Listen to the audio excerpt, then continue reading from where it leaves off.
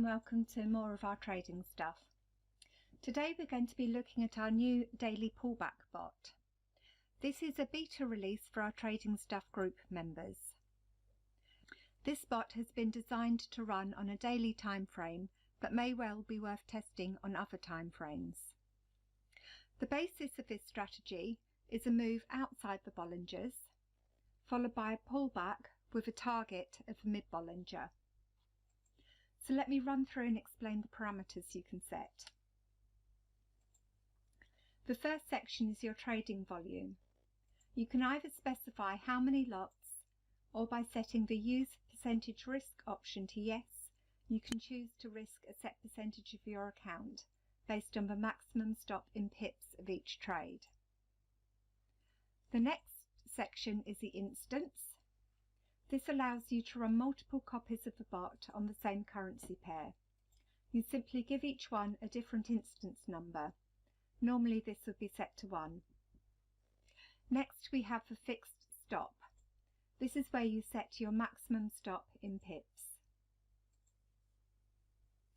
Moving on down, we have simple yes/no options to take buy or sell trades. Next are the Bollinger Settings for the period and standard deviation for trade entry. These would normally be the values generated by your optimization and testing. The moving average setting controls your target, overriding the mid-Bollinger. Your target will follow this moving average. Next we have the mid-Bollinger check.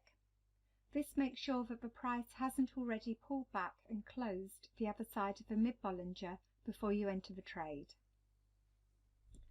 As an alternative to using the set stop in pips, you can choose to use a dynamic stop that follows the outer Bollinger or a set number of pips outside. The stop is recalculated on the close of each candle and would be moved if it's less than the current stop. The bot will not allow this dynamic stop to exceed your fixed stop. Last on the list are the days of week. These simply allow you to specify which days of the week you want to enter new trades. Using the day of week calculator spreadsheet, you'll notice that there can be losing days, often due to gapping over the weekend, so you may choose to exclude Sundays. When you're first running this bot, I'd recommend that you have a simple chart that only has a set of Bollingers on it, set to the same value as your bot. It will then be easy to see when the trades are taken. If you're using the separate moving average as a target, then add this onto the chart as well.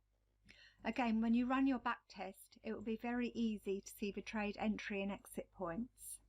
Phil will be making a video giving some guidance on optimizing this bot, and we'll be sharing some optimization results on our trading stuff group.